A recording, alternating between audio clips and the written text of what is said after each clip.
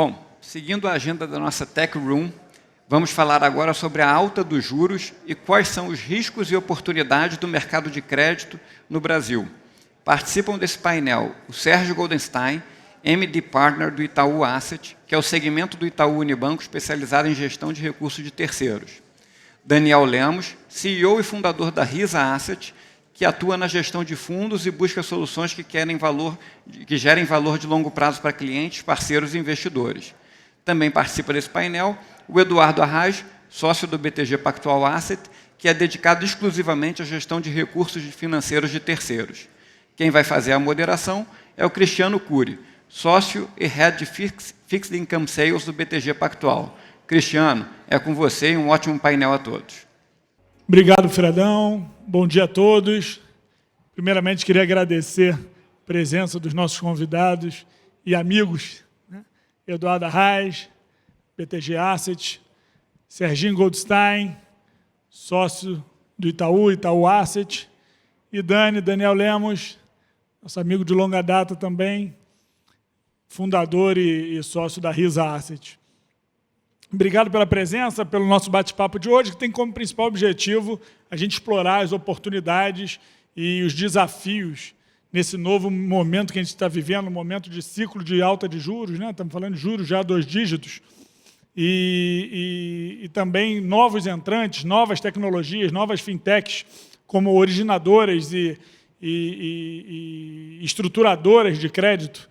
A gente está vendo muitos players chegando, e acho que vale a pena a gente explorar um pouquinho esse nosso bate-papo. Já estamos vendo um fluxo muito forte, acho que como consequência desse início do movimento de chegar na alta do ciclo, próximo, né? Esperamos nós, próximo da alta do raio do ciclo, já em 2 dígitos. Estamos vendo um movimento de inflow muito forte para fundos de renda fixa, né? Então, nesses 2 primeiros meses, não terminamos fevereiro, já estamos com mais ou menos aproximadamente 100 bilhões de reais de inflow para fundos de renda fixa, enquanto outras classes de fundos, multimercado, equity, estão tendo outflow no período, né? Então, acho que isso vale a pena a gente explorar um pouco isso.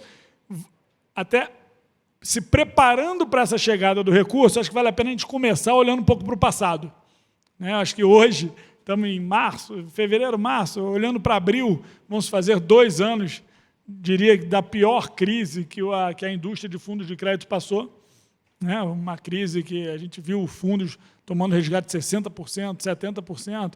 Eu acho que vale a pena a gente começar com um diagnóstico, um pouco da visão de vocês, como que vocês avaliam como que a indústria passou nesse período há 2 anos atrás. Vamos começar com a Arraes, por favor. Claro. Bom, primeiro eu queria agradecer o convite do BTG para participar da CEO Conference mais uma vez. É sempre um prazer estar aqui e falar um pouco sobre o mercado de crédito. Bom, como você falou, né, para falar um pouco sobre essa indústria, o que a gente pensa que vai acontecer para frente, é sempre importante lembrar, né, como é que foi esse mercado 2 anos atrás. Assim, realmente, a gente olha o momento atual, um momento imensamente melhor do que foi em 2020. Né? 2020, né, foi um momento onde a gente viu... acho que teve dois principais pontos, né, que os investidores ficaram muito preocupados, né, principalmente liquidez e inadimplência. Falando um pouco sobre liquidez, né, sempre teve uma discussão se os fundos com liquidez diária, fundos com 30 dias de prazo de resgate, se isso seria uma liquidez suficiente, né, para comprar ativos que têm 5, 7, 10 anos de prazo. E, enfim, a gente olha o que aconteceu lá em 2020, acho que realmente foi um período de teste muito forte, mas que os fundos passaram muito bem, né? Assim, a gente não viu basicamente nenhum fundo que teve que ser fechado por algum tipo de liquidez, né? Todos os fundos relevantes conseguiram vender os ativos que eram necessários no momento, né, para fazer liquidez para pagar os resgates. Então, assim, acho que foi um stress test muito forte e o mercado conseguiu performar muito bem em relação a isso. Em relação ao segundo ponto, que é a inadimplência, acho que foi outra preocupação também no momento, né, quando veio ali a crise do Covid no início, ali em março, abril de 2020, tinha uma preocupação relevante se ia ter default, se as empresas não iam pagar alguma operação. E também, assim, basicamente, não teve nenhum default, não teve nenhuma operação. Tem um ou outro caso de empresas que ainda estão digerindo, né, uma reestruturação de dívida, mas a gente não teve nenhum default até o momento, né, nenhuma inadimplência, até pelo fato desse mercado de debêntures ser muito focado nas grandes empresas do país. Então, assim, acho que foi um momento importante, né, foi um desafio para o mercado de crédito. Acho que, desde então, essa indústria evoluiu bastante, né? Em termos de liquidez, hoje em dia a gente tem negociado quase 1 bilhão por dia de debêntures, né? O dobro do que era lá em 2019.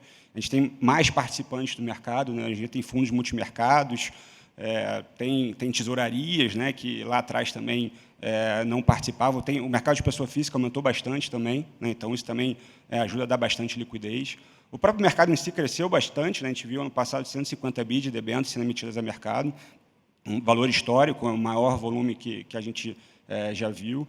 A gente também teve lá em 2020 tanto o arcabouço jurídico que o Banco Central criou para comprar debêntures, né, em momentos de crise, que também foi bem importante, acho que vai ajudar esse mercado nas próximas crises. Então, assim, sim, 2020 foi um momento complicado para a indústria, foi um teste de estresse, mas que ajudou bastante a desenvolver o mercado. E agora a gente está, como você mencionou, né, num outro patamar aqui da indústria. Os fundos ainda não têm o patrimônio que eles tiveram 2 anos atrás, tá? Então acho que tem bastante expectativa de crescimento. E a gente está num momento muito interessante, né? Com as empresas pouco alavancadas, taxas de juros altos, spreads ainda a níveis interessantes. Então a nossa perspectiva é muito positiva daqui para frente. Legal, acho que isso aí é uma retórica de mercado, né? Sempre que você passa por uma crise forte, passa bem por uma crise forte, você sai fortalecido, né, para frente. Você acaba saindo evoluído, que eu acho que foi um pouco que aconteceu com a nossa indústria de fundo de crédito. Dani, quer comentar um pouquinho? Bem, primeiro, obrigado pelo convite. Acho que o Arraes falou quase tudo, né? E dessa perspectiva do que a gente viveu, né, 2 anos atrás, eu incluiria o fato de que, como você falou, né, tesourarias e até algumas entidades do governo foram muito rápidas na resposta. Isso foi extremamente relevante para o mercado ganhar liquidez e dar liquidez para a saída dos fundos. Eu focaria, na verdade, em 2 coisas, 2 resultados dessa crise. O primeiro resultado é o fato de que muitos investidores entenderam a volatilidade de fundos líquidos, que apesar de ser um fundo D1, D5, D9, D30, existe uma volatilidade e cada vez mais o investidor brasileiro que não estava acostumado há 10, 15 anos atrás à marcação a mercado, porque o mercado era quase inexistente de debêntures, ele passa a entender o poder de você se manter no fundo, ter paciência para que aquela marcação a mercado ela volte, né? A diferenciação, o aprendizado da diferenciação entre o que é risco de crédito e o que é marcação a mercado por iliquidez temporária, momentânea. Eu acho que o segundo aprendizado que ficou, e a gente tem visto cada vez mais acontecer, são a percepção de que o investidor que quer investir em renda fixa pode, sim, ir para veículos mais longos, com prazos de resgate mais longos, e muitas vezes até com menor volatilidade do que os fundos com liquidez menor, né? Então, a performance a médio e longo prazo se prova melhor, sem ter tanta volatilidade nos eventos como a gente viveu há 2 anos atrás. Aproveitar você, Daniel, acho que é isso, né? A volatilidade é uma consequência do desenvolvimento do mercado, do aumento de liquidez, da maior segurança, o menor cobrança de spread por risco de liquidez. Então, é mais um passo no desenvolvimento da nossa indústria. Aproveitando, Dani, só para você não descansar, né? Voltando para o tema de juros altos, um pouco mais alto que o histórico que a gente viveu nos últimos 2 anos, 3 anos, vamos entrar na parte micro. Tá? Juros mais altos, despesa financeira mais alta. Como que isso pode impactar, né, no risco de crédito das empresas, na capacidade de pagamento, de cumprimento das obrigações das empresas? As empresas estão preparadas para entrar nesse ciclo de alta de juros e suportar essa despesa financeira mais alta? Bem, Core, eu separaria em 2 blocos. Primeiro, as grandes empresas e as que são vencedoras dos seus setores. Essas empresas, em geral, estão menos alavancadas do que já estiveram. E, consequentemente, quando você fala, né, pegando dois episódios diferentes, 2 momentos diferentes, você tem lá no momento da crise, que a Selic chegou a 2%, e o spread de crédito, para alguns high grades, chegou a 4,5%, 5%. Então, você está falando, se você usar a curva, inclusive futura, né, o pré, equivalente talvez a 11% de custo financeiro no high da crise. E quando você olha agora, você tem uma curva de Selic a 11,5, mais ou menos, 11,40, 11,30, dependendo do vértice, e você soma isso a um spread de crédito de 1,80. Então, não mudou muito. E essas empresas têm um acesso ao mercado de capitais, à liquidez, aos bancos muito grande. Agora, então, acho que não tem muito impacto, a não ser o fato de que muitas empresas de setores mais cíclicos estão pisando no freio. Isso é claro, né? No setor de real estate, você vê muita empresa deixando de olhar para alguns desenvolvimentos, alguns empreendimentos, porque o custo financeiro total cresceu bastante. E o outro bloco são as empresas de médio porte, vamos chamar de middle. Esse middle vai ter um pouco de chacoalho, porque o spread de crédito não mudou muito.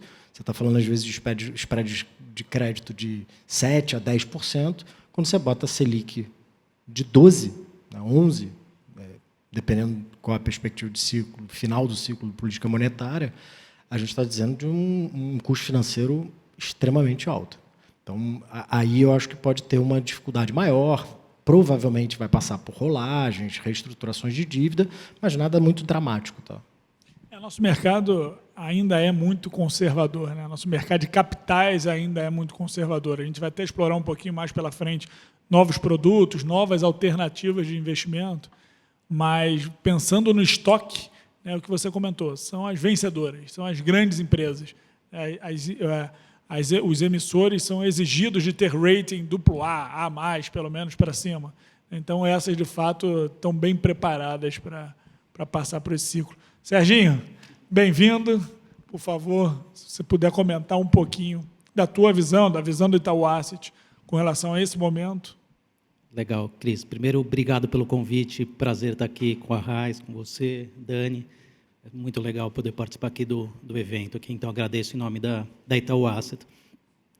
Em linha com o que o Dani falou, tá? Eu acho que realmente dá para dividir entre as empresas vencedoras do momento que a gente teve e empresas que realmente podem estar agora no momento que elas vão precisar um pouco mais de fôlego. Agora, um contraponto a isso é, olhando um pouco os dados que a gente vê de próprio mercado, realmente, ano passado foi um ano histórico em emissões, um ano histórico em emissões de companhias fechadas, né? Então, ou seja, você tem aquelas que a gente está mais acostumado a ver na capa do jornal, mas você tem aquelas um pouco menores que também captaram com spreads interessantes para elas, né, naquele momento. E, além disso, você vê o prazo, nunca antes, né, até repetindo aqui um ex-presidente na história desse país, a gente conseguiu que 44% das emissões foi acima de 7 anos. Tá? Então, isso realmente é um dado muito relevante. Tá? Esse dado, obviamente, tem as 12431, que são as incentivadas, que levam um pouco mais para cima, mas realmente mostra uma capacidade do mercado de capitais, que eu acho que isso é bastante relevante, de conseguir dar realmente um fôlego para as empresas, que agora vai vir realmente uma tormenta, e algumas eu acho que vão precisar um pouco mais de fôlego para passar. Agora, eu vejo o cenário mais positivo, tendo em vista que a gente vê do momento com muita liquidez, com muitas operações bem precificadas na visão das empresas, obviamente bem precificada na visão dos investidores que compraram também, e o mercado que está num círculo virtuoso. Tá? Então, ou seja, eu acho que preocupa, aumenta a despesa financeira, mas eu acho que algumas empresas, em geral, elas entram preparadas aí para esse novo cenário, que é um cenário que já se avizinhava um pouco, né? E, além disso, acho que um último ponto que eu acho que vale mencionar é que, de certa forma, o estresse que a gente passou com a pandemia serviu para todas as empresas em geral se ajustarem um pouco, né? Então, ou seja, a gente viu as empresas reduzindo custos, aumentando eficiência, aumentando produtividade, que eu acho que isso também vai fazer uma grande diferença agora nesse momento mais duro que vai ser esse ano de 2022. Tá? Então, assim, é uma visão um pouco mais construtiva que eu tenho. Posso adicionar aqui um ponto? Acho que é só legal, eu queria dar um dado, acho que é bem interessante. O time de research do BTG, no final do ano passado, fez uma análise da alavancagem de todas as companhias listadas. E a expectativa, bom, tinha lá as informações até setembro de 21, né? Mas a expectativa é que dezembro de 21 fosse o menor nível de alavancagem dessas companhias na década. Eles olham lá desde 10 anos atrás, né, ali desde 2013, 2012 até 2021, e era uma alavancagem média de 1,2 vezes. Então, acho que reforça o que a gente falou aqui, né, que realmente o momento para as companhias grandes, as líderes dos setores, mais essas emissoras de debêntures, realmente é um aumento muito bom, que é um pouco diferente do mercado middle. E aí o segundo ponto é que, olhando os últimos 10 anos também, ano passado foi apenas o segundo ano que teve mais aumento de rate, né, elevação do rate de crédito no Brasil do que rebaixamento, né? Então, nos outros 8 anos, o Brasil teve mais rebaixamento do que elevação, mas ano passado foi um ano positivo nessa linha, né, de melhoria em média do rate de crédito das companhias. Up and down ratio acima de 1. Né? Mas, exatamente. A necessidade faz a geração da eficiência. Né? Você tem que ficar mais eficiente para passar por um momento desse. O Serginho levantou um ponto em termos de oferta. Né? Você falou em mercado de capitais desenvolvendo, e, de fato, a gente viu o mercado de capitais local ganhar muito espaço frente ao mercado até externo, né? Principalmente de dívida, né? Que a gente está comentando aqui. Antigamente, uma empresa que queria captar 7 anos, você não tinha mercado doméstico para isso. Você tinha que acessar o banco, quero captar R$1 bilhão, 7 anos. Pô, nem se pensava em R$1 bilhão, 7 anos. Então, você tinha que acessar o mercado externo, bonds, que às vezes a receita da empresa, a receita da emissora, não necessariamente, na maioria das vezes, não tinha nenhum vínculo com moeda estrangeira, mas tinha que vir a acessar o mercado externo, porque é onde que tinha profundidade. Eu acho que a gente ganhou muita profundidade nos últimos anos.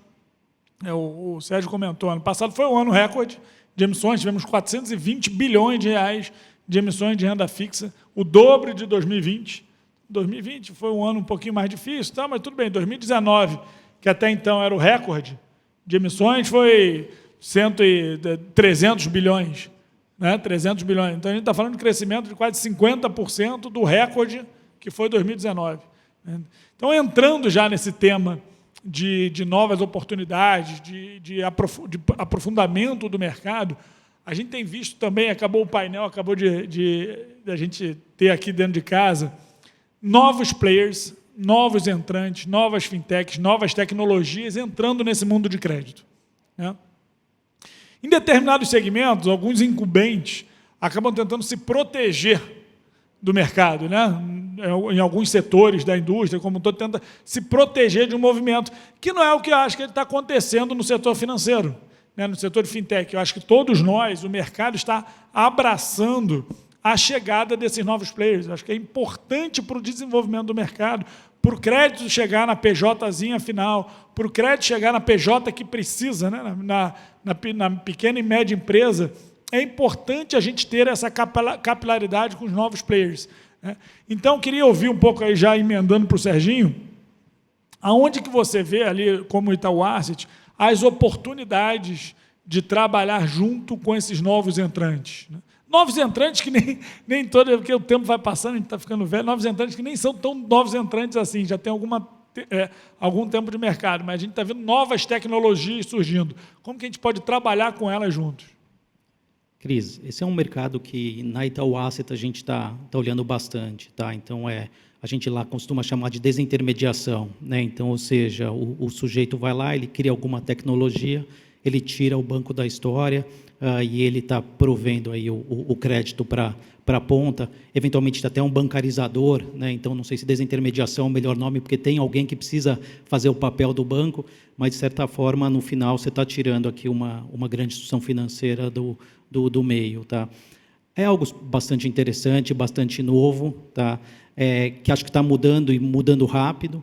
Uma visão que a gente tem é que hoje essas empresas, essas fintechs, agrotechs, securitechs, insurance techs, etc., hoje virou BAU, aquela história que elas fazem uma contratação digital ou que elas têm um sistema, um robô de crédito diferenciado. Tá? Então, ou seja, hoje a gente tenta olhar essas empresas em algum ângulo um pouco diferente. Tá? Eu acho que essa parte de contratação digital, os incumbentes já chegaram, então, assim, falando um pouco até da minha casa de Itaú, a gente vê que grande parte hoje das operações no Itaú também são contratadas digitalmente, então essa parte chegou. Robô de crédito também é algo que a gente olha com um certo ceticismo, tendo em vista o tempo que é necessário para você ter um robô de crédito, que você vai tendo as safras de empréstimo e você vai ajustando aqui para uma situação ou para outra.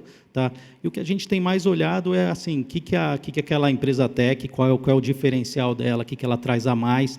E a tecnologia, às vezes, consegue trazer coisas diferentes, e aí sim eu acho que tem uma vantagem em relação aos incumbentes, aí a quem está fazendo isso há mais tempo. Tá? Então, dando aqui alguns exemplos de coisas que nós temos visto lá, o sujeito quer dar empréstimo para a classe C e D, por exemplo, ou até um pouco mais abaixo, para os desbancarizados, e, eventualmente, ele tem uma tecnologia de bloqueio de celular. Então, vamos analisar essa tecnologia que, se o sujeito não paga, bloqueia o celular dele. É legal, pode fazer, está de acordo com o Código de Defesa do Consumidor, tem decisão já sobre isso. Então, ou seja, essa realmente é uma tecnologia que você faz o empréstimo de R$200, R$300 a taxas altas, etc.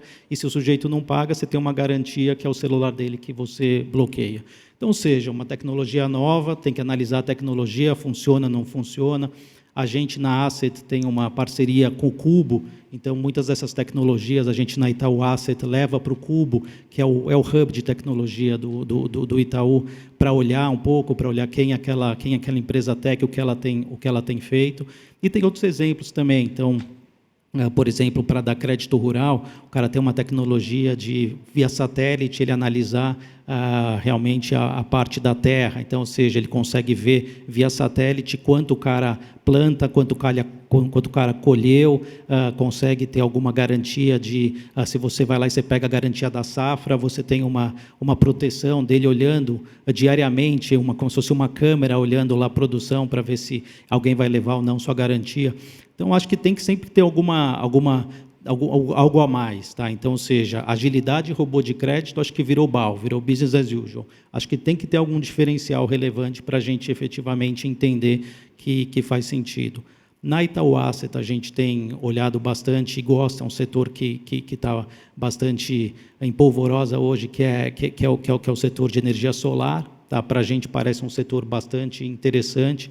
A gente costuma falar lá que é um dos únicos setores que o sujeito toma crédito, mas, de certa forma, ele se desalavanca, né? Porque ele está trocando uma conta de luz de R$1.000 por uma parcela de crédito de 800. Né? Então, ou seja, é um crédito que parece para a gente, quando a gente olha, bastante right way, né, de você fazer. Então, por exemplo, essa é algo que tem uma tecnologia atrelada, a gente está sempre se associando a casas que tem feito isso, eventualmente financiando o cara a colocar lá toda a parte da energia solar, a integração solar, e financiando isso, e a gente ajuda nesse financiamento.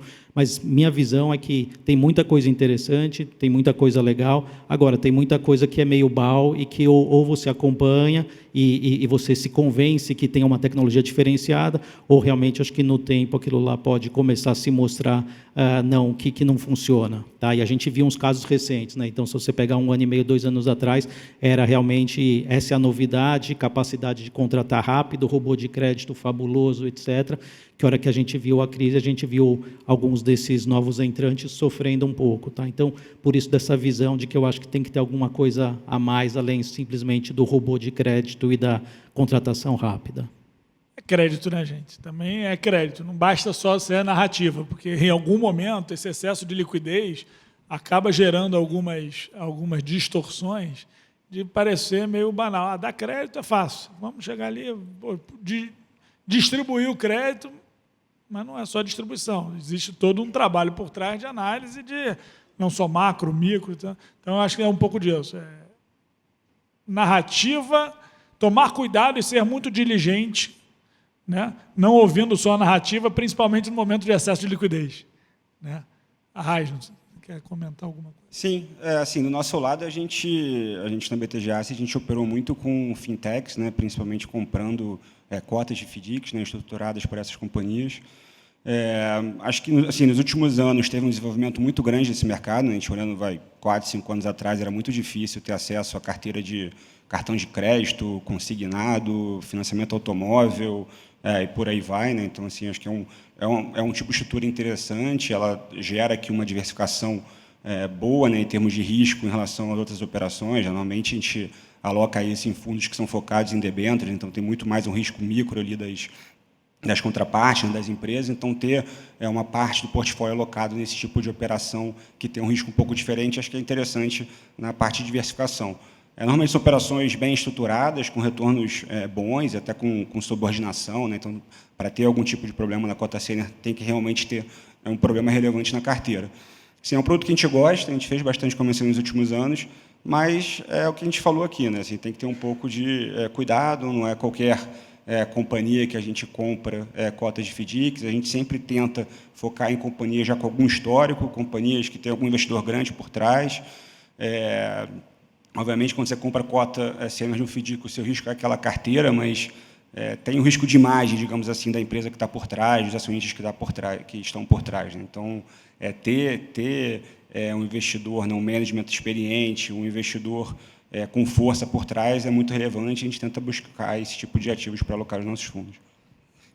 Posso só colocar mais um ponto que é interessante quando você está falando com os empreendedores. Empreendedor, em geral, ele está muito acostumado com os investidores de venture capital, né? Então, esses caras, assim, o modo de investir é muito diferente de um crédito, né? Então, ou seja, o cara dá 10 tiros, ele acerta 1, acerta 2, dá um retorno excelente. No crédito, efetivamente, você não pode perder, né? Então, ou seja, quando a gente analisa esses cases, é muito nessa visão de que, olha, não posso perder. Então, o que a gente sente inicialmente é o empreendedor não entendendo muito o aspecto, você precisa pegar ele um pouco pela mão, explicar como funciona o mercado de crédito. Eu acho que, em geral, você vai construir, como a Raiz falou aqui, você vai construir FDICs, que você vai pôr esse empreendedor na cota mais júnior, para ele ser o cara que primeiro vai perder o dinheiro, para ele sofrer junto com você, né, para ter aí ele está direcionalmente junto com você, mas é bem relevante assim, o mercado passar a ser educado um pouco, né, de como se faz essas coisas. E, de novo, acho que a gente, no crédito, diferente do venture capital, a gente não pode errar, né? Então, acho que isso é um diferencial grande na hora de você negociar os termos e condições do crédito para essas empresas de tecnologia. Eu vejo uma oportunidade muito grande nessa, vamos falar, digitalização, nessa chegada de novos players e nessa vontade das empresas desenvolverem seu braço, né, financeiro. Né? Vamos dar um exemplo. Imagina as empresas de utilities. Né? Hoje a gente vê um monte de valuation, a gente é de crédito, não sei falar de equity. Então, tem aqui o Dudu Rosman, que é o nosso analista de equity, vai poder falar bastante de valuation aqui de bancos. Tal. Eu não sei muito avaliar, mas a gente vê muito que muitos desses bancos são avaliados por quantidade de clientes, né? Mesmo ainda sem rentabilizar, sem mostrar, se provar que conseguiu monetizar esse seu cliente, né? A gente viu que tem um valor isso ao mercado. E aonde que eu vejo a oportunidade? Imagina as empresas de utilities, é um movimento que a gente já vê lá fora, está vendo já aqui no Brasil, até o banco está suportando muito esse crescimento. Empresa de utilities que já tem naturalmente uma base de cliente muito forte, luz, empresa de energia elétrica, distribuidora, que já tem a conta de todos vocês aqui, cada um em sua região, já tem os dados, já tem o comportamento de pagamento da conta, sabe se nunca atrasou uma conta, paga atrasado, mas paga atrasado 5 dias. Então, isso aí claramente é uma oportunidade de negócio, né, dessas empresas fazerem a sua carteira digital, a partir da sua carteira digital, começar a originar crédito, dar crédito aí a gente voltar para o que o Serginho falou, motor de crédito, né? Não é um motor, você já tem um histórico, um comportamento ao longo de 10 anos, 15 anos dessa família, que você vai conseguir ser muito mais assertivo, né? E aí você pode trabalhar com fundos, sendo o provedor dessa liquidez, você pode trabalhar com bancos, sendo o provedor dessa liquidez, inclusive da tecnologia para ajudar a análise, né? Então, acho que tem uma oportunidade, o momento que a gente está vivendo hoje é um momento muito diferente dos últimos 20 anos. Né? Nos últimos 20 anos, o que a gente vivenciou? Vivenciou uma concentração do segmento bancário, né? Concentração bancária. Itaú Unibanco, ABN Santander, todos os bancos sendo, né, consolidados e cada vez menos bancos na praça. Você sempre focado, precisando de 4, 5 nomes para acessar crédito, acessar produtos financeiros. Eu acho que os próximos 20 anos vai ser exatamente o oposto, né? Essa abertura, essa descentralização bancária, né? E aí nós, enquanto já bancos que já estamos no mercado há algum tempo, ou assets que já estão no mercado há algum tempo, a gente tem que pensar e sempre ter na cabeça aberta para saber como que a gente pode fomentar esse crescimento. Isso é um movimento que não tem volta. Nós já não vamos defender ali, não existe essa defesa. Isso é ruim para o mercado, né? E é uma defesa que você vai perder. Então, acho que tem uma oportunidade muito grande para a gente sempre estar provocando e explorar aqui. Curi, acho que você falou bem, né? Esse mercado está só começando, ele vai florescer muito. Só queria fazer uma ponderação, porque eu acho que é legal, talvez vocês concordem, se vocês quiserem adicionar alguns comentários, mas, como o Serginho falou, a gente vê muita discussão sobre originação digital, né? Capacidade de montar um app legal, uma tecnologia no site que tem 3 cliques o cara toma o crédito. O que a gente analisa como potenciais parcerias com fintechs, né, porque no final a gente pode prover passivo dentro da gestora para fazer uma parceria, o que a gente sente, e a gente faz muita questão de fazer análise, até para filtrar desse florescimento enorme de fintechs que tem, são 2 coisas que eu vejo sendo esquecidas nas discussões ou até na parte de análise de crédito, que é a capacidade de ter um passivo de longo prazo dessa fintech, né? Como é que esse passivo está estruturado? Qual é o tipo de FDIC? Está adequado em termos de custo de funding?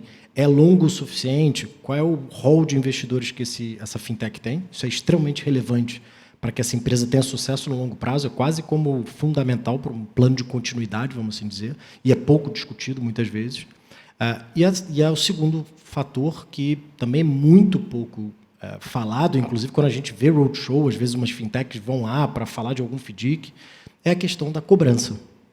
Né? Quase como o seguinte, para o brasileiro, né, ainda mais classe C e D, é fácil. Se você levantar o braço e disser que quer dar dinheiro, cresce carteira loucamente. Loucamente. Em questão de 2 anos, você está com uma carteira enorme. E depois? A questão da cobrança, inclusive a aplicação de tecnologia para cobrança, que a gente ainda sente falta. A gente vê que não é tão discutido no mercado e vai separar nesse processo de diversas fintechs nascendo quem vão ser os sobreviventes e quem não. Porque o Serginho bem comentou, né? Não é venture capital, é crédito. Tem que dar certo de uma forma estatística e a cobrança é extremamente relevante nesse processo. Mais uma oportunidade de negócio, né? De parceria, na cobrança, na estruturação do início ao fim do processo. Né? Exatamente. Vivemos aí 3 anos de juros muito baixos, que ajudou muito o que a gente gosta de chamar aqui de financial deepening, né? Desenvolvimento de novos produtos, desenvolvimento de novos instrumentos. E eu queria a gente recapitular um pouco esses novos produtos, não só esses que já nasceram nos últimos 2, 3 anos, mas também o que pode vir a aparecer para frente, até com novas regulações. Serginho aqui, nosso especialista de regulação. Então, novas regulações e novas alternativas que para frente. Então, se você puder começar a falar o que um produto que nesses últimos anos se ratificou, se solidificou ou que se mostrou falhas, né, no mercado. Sim, tá bom. Bom, vamos lá. Acho que nos últimos anos teve muitos produtos novos no mercado, né? Assim, eu entrei na BTG Asset em 2018, né? Já tem um pouco mais de 3 anos. E nesses últimos anos, o nosso foco foi justamente ter uma grade, né, de fundos de crédito mais diversificada, né? Atuar aqui em diferentes segmentos. E aí não só de produtos, mas também de indexador, né? Assim, a gente viu um mercado muito focado em CDI, né? A gente viu lá em 2020, quando o CDI foi para 2%, como o mercado sofreu. Então, como é importante ter outros indexadores, fundos indexados em PCA, a gente atualmente tem fundos indexados até o dólar, né? Então, acho que esse é um ponto importante de falar. Em relação a produtos, o nosso foco foi também ter essa diversificação, né? Então, a gente criou fundos de debêntures incentivados, né? Que o mercado cresceu muito nos últimos anos, talvez o destaque, né, de crescimento. Mas tem vários outros produtos interessantes, né? A gente viu, por exemplo, algumas casas, a gente faz também, algumas casas fazem produtos com foco no mercado local e no mercado off, né? Então, um pouco dos dois, é uma alocação flexível, dependendo de qual mercado está melhor, que acho que é bem interessante, dá para gerar um alfa adicional para os investidores. A gente montou um produto ESG, que ainda é muito pequeno no Brasil, mas que, falando para frente, os próximos 5 anos, pode ser um produto bem interessante, que acho que é um tema que veio para ficar. Mas, se eu fosse escolher um tema, Cura, eu falaria do FIINFRA, né? O FIINFRA é um fundo de debêntures incentivadas, mas o principal diferencial dele é que é um fundo listado, né? Então... Só para recapitular, né? O que é um fundo de debênture incentivado? É que não tem isenção fiscal, né? Não paga imposto de renda para pessoa física, para investidor estrangeiro. E aí esse fundo que eu mencionei é uma estrutura de fundo listada, né? Então ele funciona como se fosse um fundo imobiliário, ele é negociado na bolsa. E o que é o benefício dele? Ele tem isenção fiscal de rendimento e ganho de capital, que é algo também novo, né? Que acho que é bem interessante para os investidores. 2, o investidor ele consegue ter a liquidez dele de curto prazo, né? De vender ali a cota, né? E receber os recursos em 2 dias. Só que a gestão consegue alocar em operações longas, né? E a gente, por exemplo, a gente também tem um fundo de debêntures incentivadas aberto, com 30 dias de resgate. Mas aí o que acontece? Lá a gente tem que deixar um caixa parado para pagar eventuais resgates, a gente tem que ter uma concentração bem menor, tem que ser um fundo diversificado. No fundo listado de infra, não, né? A gente consegue colocar operações mais ilíquidas, uma concentração maior, operações que gerem um retorno adicional para o investidor, e, com isso, a gente consegue gerar um retorno adicional, né? Então, é uma estrutura que ela mescla vários pontos importantes para o investidor pessoa física, né? Isenção fiscal, liquidez e bom retorno, né? Dado que o gestor não tem essa preocupação com a liquidez que a gente tem em outros fundos de crédito.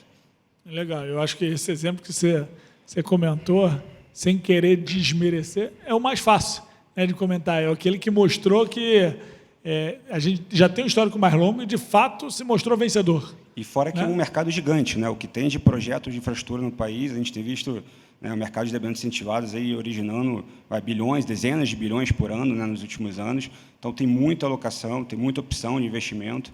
E é um mercado que a gente vê, né, a demanda que tem de infraestrutura no Brasil, provavelmente deve ver aqui diversas operações vindo nos próximos anos, que é muito importante para o gestor também ter essa opção, né, diferentes opções de alocação que ajudam a gerar um retorno melhor para os investimentos. A infraestrutura é um tema provavelmente mais importante para o país, né? Então, a agenda de infraestrutura, de investimentos, seja de concessões que a gente tem para frente, setor elétrico, rodovias, aeroportos, portos, ferrovias. Então, a demanda por investimento do setor de infraestrutura vai ter muito grande. Aliado, eu diria que ao correto posicionamento hoje do governo, né, do BNDES, principalmente, dos bancos de desenvolvimento, dos bancos públicos, que é o que tem mercado, deixa para o mercado, não precisamos subsidiar, criar novos subsídios para os projetos ficarem de pé. Os projetos têm que ficar de pé por conta própria. Tem que ter um retorno não por causa de um financiamento subsidiado, e sim para uma TIR de projeto que fique de pé por si só. Isso melhora até o crédito, né? Isso melhora até o crédito. Então, essa menor participação do BNDES, aonde se encontra mercado, e sim a participação do BNDES, aonde precisa do BNDES para ajudar a deixar os projetos de pé, seja a ótima política que estão fazendo nas micros e pequenas empresas, seja em projetos de PPP, que, de repente, eu preciso do BNDES dando uma fiança para garantir o próprio governo, que, de repente, o mercado não tem conforto com o governo estadual de tal estado. Então, acho que a participação, a atual papel do BNDES, a atual atuação do BNDES tem sido fundamental até para o desenvolvimento desse mercado por conta própria, né? Então, acho que bacana e, sem dúvida nenhuma, é um mercado que tem que se desenvolver muito. Para o Brasil crescer, é um mercado, é uma linha de produto, né? O Fundo de Infraestrutura é uma linha que vai ter que crescer muito para a gente crescer. Serginho? Bom, sou fã também da infraestrutura, tá? Acho que fundo de infraestrutura listado, acho que é um produtaço, especialmente no momento de Brasil que a gente está. Acho que falta infraestrutura, acho que um dos vetores aí de crescimento do país vai ser a infraestrutura. É um fundo incentivado. Eu costumo até dizer que ele é mais incentivado até do que fundo imobiliário, né? Então, aqui só o Arraiz mencionou, mas só queria ressaltar e reiterar aqui: o fundo imobiliário, você paga ganho de capital na venda da cota, né? No fundo de infraestrutura você não paga, tá? Então, ou seja, ele tem mais incentivo até do que o fundo imobiliário. Acho que tem hoje muitos projetos, muitos bons projetos que trazem uma rentabilidade super interessante, que antes a gente não teria, tendo em vista políticas de governo, especialmente BNDES financiando. Então, ou seja, está indo para o mercado de capitais, está indo para os investidores esse ganho a mais. Então, realmente, eu acho que é um produtaço. Em geral, um fundo também que é inflação mais, né? Ele é B+. Então, ou seja, acho que é uma forma de você ter um papel que é incentivado, que é IPCA e que te dá ainda um valor a mais do que o título público com liquidez, né, em D2 vendendo a cota, além, obviamente, de pingar mensalmente um valor aí na tua conta. Tá? Então, acho fundo de infra um produtaço. E outro produto que eu acredito muito, a gente na Itaú Asset está agora terminando uma captação bastante relevante, é o FIAGRO. Tá? Eu acho que o futuro do FIAGRO, que é o fundo que investe nas cadeias do agronegócio, eu acho que é fantástico. O Brasil é um país agro. Se tem algum setor em que a gente é competitivo, independente de qualquer tipo de subsídio, é o setor agro. Além disso, e apesar disso, é um setor que tem algum tipo de subsídio também, tá? Mas o Brasil ele é competitivo mundialmente, independente disso. Cada vez mais tecnologia no campo, a gente fala um pouco de tecnologia, a gente vê o campo cada vez mais profissional, a gente vê o campo cada vez mais ligado nas mudanças, etc. Então, eu acho que o FIAGRO, a gente está começando a ver um novo produto, que vai ser o produto aí, na minha visão, dos próximos anos. Tá? Acho que o crescimento que a gente viu em fundo imobiliário continua, mas eu acho que agora vem aí os FIAGROs, aí, o Brasil é agro é pop, né? A gente costuma brincar, e, na minha visão, esse é o produto do futuro. Tá? O agro, em geral, tem garantias líquidas, garantias de terra. A terra valorizou muito no Brasil. Então, acho que, além de tudo, é um produto que traz bastante segurança para o investidor, é um produto que traz boa rentabilidade, ele tem um incentivo também, tem a liquidez também.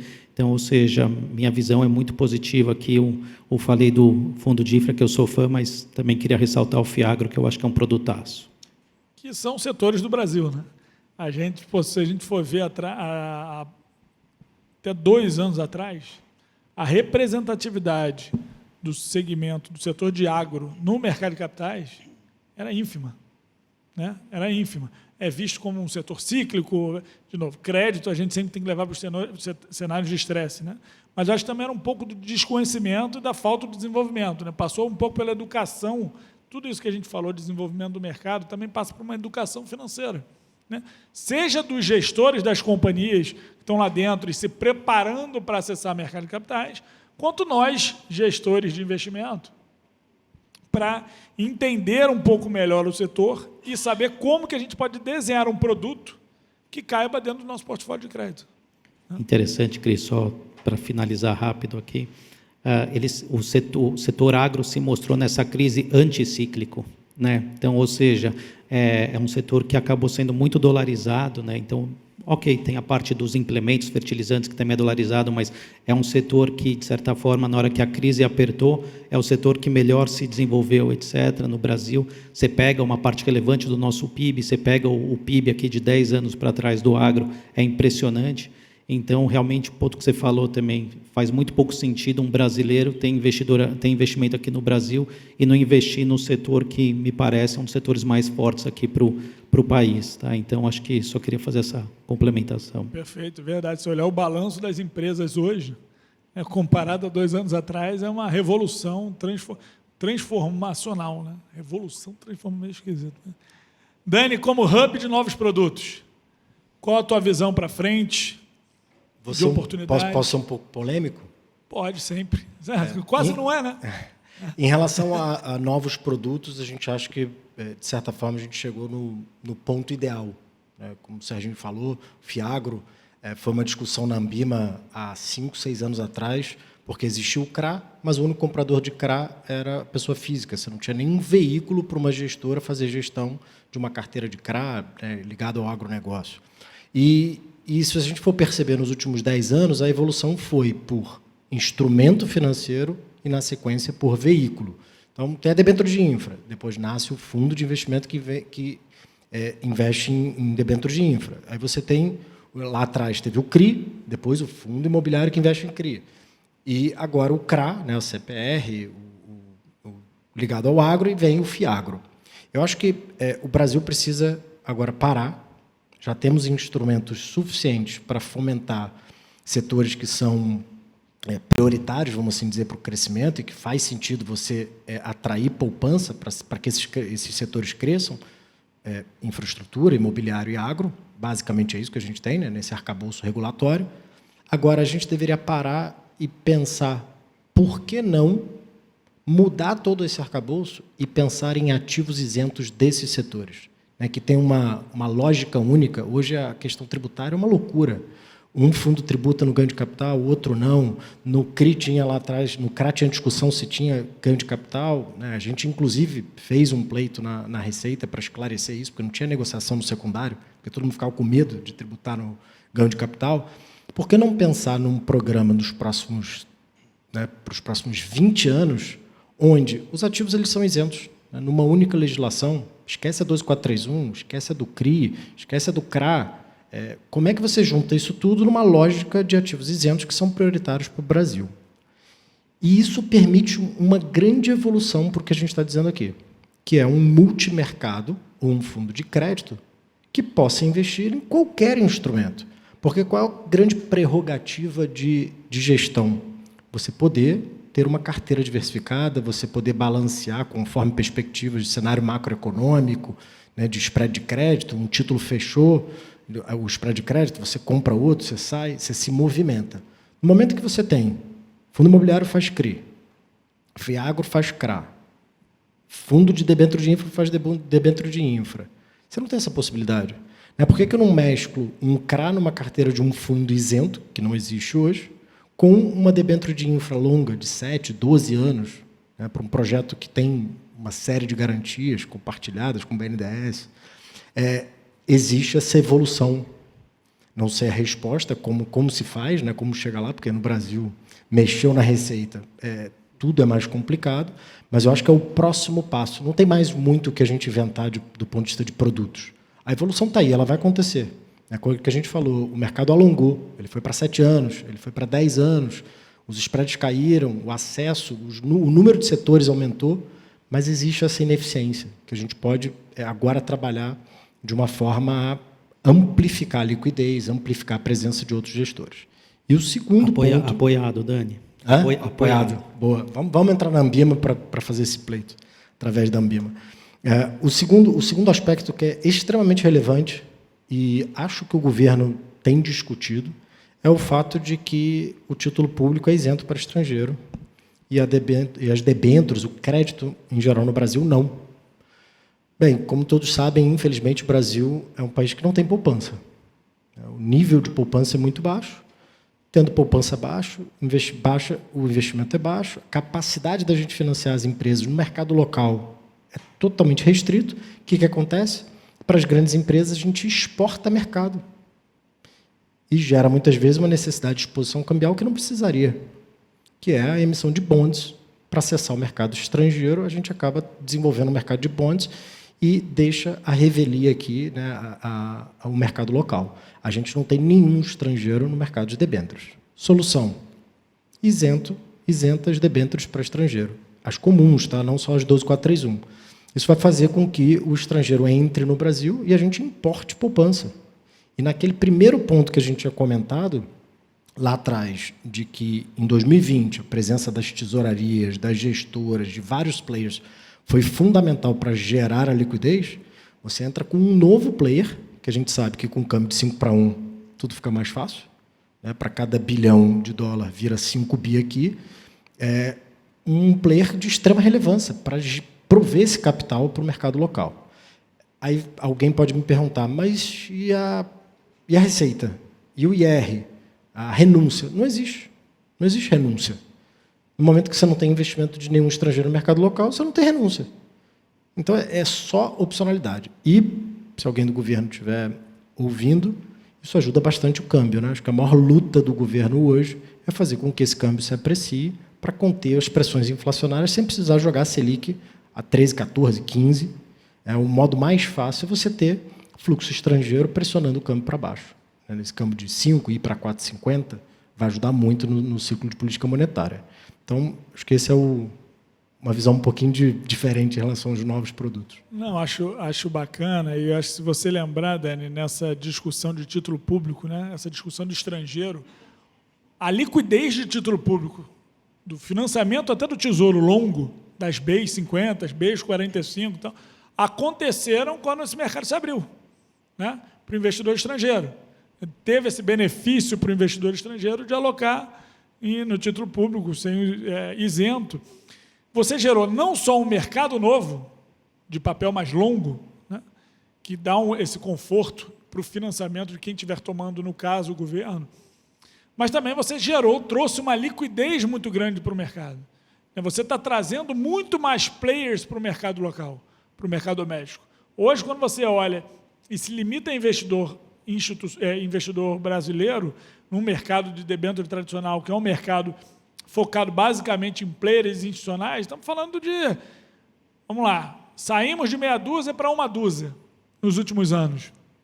Quando você amplia esse leque para investidores institucionais, internacionais, que aí você vai ter bolsos dedicados, Bolso Latam, Bolso Brasil, Bolso, a gente viu isso, Bolso Saneamento, fundo de água. O cara só pode investir em empresa de saneamento. Então vai ter a Sabesp, a Sanepar, a EGE, um monte de Iguar, um monte de empresas aqui que emitirem dívidas locais, podem ter acesso a um bolso que hoje não tem. Você falou, não tem renúncia. Porque não existe esse fluxo aqui hoje. Não tem por que o investidor estrangeiro entrar para comprar uma debênture tradicional de 10 anos, pagando imposto, se ele pode comprar um título público que não paga imposto. Né? Então, no final das contas, ele vai correr risco de crédito, vai correr risco de liquidez, que é um pouquinho maior, até por eles não participarem desse mercado, a liquidez é menor, para ter um yield talvez até menor. Né? Então, esse bolso hoje a gente não está aproveitando. Eu acho que é uma evolução do mercado. Para que precisa? O mercado desenvolveu. A gente falou aqui, nos últimos 50 minutos, 55 minutos, a gente ficou falando de desenvolvimento do nosso mercado. Mas ainda falta esse passo, que é a abertura do nosso mercado para bolsos de outro tamanho, de outro patamar. E acho que isso... É bom, foi polêmico mesmo, até brinco no microfone. Mas na linha do Dani, acho que um dos nossos maiores desafios já melhorou muito a liquidez do mundo corporativo, mas ainda não está lá no mesmo nível, não dá para comparar com o mercado lá de fora. Eventualmente, a hora que o gringo vem, e o gringo é um cara que é muito menos buy and hold, né? Então, ou seja, ele é mais um cara de trading, talvez justamente você crie essa liquidez que traga, inclusive, mais fluxo local também, né? Porque, assim, acho que o cara local, hoje, ele até vem, mas ele vem mais na incentivada, porque realmente a incentivada é a que acaba tendo maior liquidez, né? Então, isso aqui pode ser um momento de você criar um círculo virtuoso, né? Então, ou seja, o estrangeiro vem, cria essa liquidez e o local fica com maior apetite para esse mercado, justamente porque tem essa liquidez. Então, eu acho que também essa está apoiada, Dani. Dani, ia comentar alguma coisa? Não, só relembrar o episódio de 2020, né, para você ver como é que a gente não tem poupança. Quando teve aquele fluxo de volta para a Bolsa, os fundos tomaram bastante resgate, a renda fixa ficou tão prejudicada no Brasil, e não existia um estrangeiro para ocupar esse espaço, que a gente teve dificuldade de colocar LFT. Porque cadê o dinheiro? Todo mundo indo para a renda variável, juros de 2%, não tinha dinheiro para investir em LFT. Então, acho que o Brasil precisa importar poupança, né? Trazer os investidores para investir no mercado local. E talvez a gente tenha o potencial de ser o maior mercado de crédito privado de Latam, ou até um mercado relevante de emerging markets. Porque tem tamanho, tem empresa com tamanho, tem emissão grande. O potencial está aí, basta a gente agora fazer, talvez, pleitos e movimentar essa demanda. E a gente falou um pouco aqui só de ESG, eu acho que isso também fala bastante com as práticas que a gente vem desenvolvendo aqui de ESG em todas as casas, né? Então, ou seja, essa é uma área que um gringo gosta, o mercado local ainda não paga prêmio nenhum, ou paga muito pouco prêmio para isso, diferente de lá fora. Então, ou seja, até para essa dinâmica de ESG que cada vez é mais relevante, todo mundo quer cada vez mais surfar essa onda, porque é uma onda para o bem, é uma onda que vai fazer bem para o mundo, esse tipo de iniciativa ajudaria muito. E ainda tem pouca emissão aqui no mercado local com esse selo ESG, né? Assim, a gente até na BTG Asset, a gente criou um fundo que só pode comprar operações com selo, mas são poucas operações e ainda são poucos investidores que têm interesse nesse tipo de produto, né? Então, concordo 100%. Seria ótimo trazer esse mercado, esse investidor estrangeiro, que acho que ajudaria a desenvolver esse mercado. Perfeito. Só para não deixar de comentar aqui, a gente fez esse tema ESG, eu acho que dentro do BTG Pactual é cada vez mais forte e não só na narrativa, acho que na prática, né? A gente tem uma carteira hoje de mais de 10 bilhões que são direcionadas para social, para green, né? Desenvolvimento de energias limpas, né? Desenvolvimento da agenda, né? Na virada do ano, a gente fez uma emissão de um CDB, foi o primeiro CDB sustentável, CDB, vamos falar, não vou falar green, mas sustentável, né? Dentro do mercado local, a gente emitiu um pouco mais de 1 bilhão, que a gente, o bacana aqui é só para mostrar, existe sponsors para isso, né? Existe sponsor para isso, as empresas estão envolvidas no tema, os investidores estão envolvidos no tema, vamos desenvolver, né? Vamos botar na prática e vamos colher os frutos, todos nós aqui vamos colher esses frutos daqui a 10 anos, 20 anos, 30 anos. A gente tem que ter essa mentalidade de hoje para o impacto para frente. Turma, queria agradecer de novo Dani, Serginho, Arraes, mais uma vez a presença de vocês. Queria agradecer a todos vocês que acompanharam através do YouTube e obrigado mais uma vez. E vamos ter mais painéis ao longo do dia. Por favor, contamos com a presença de vocês. Um abraço.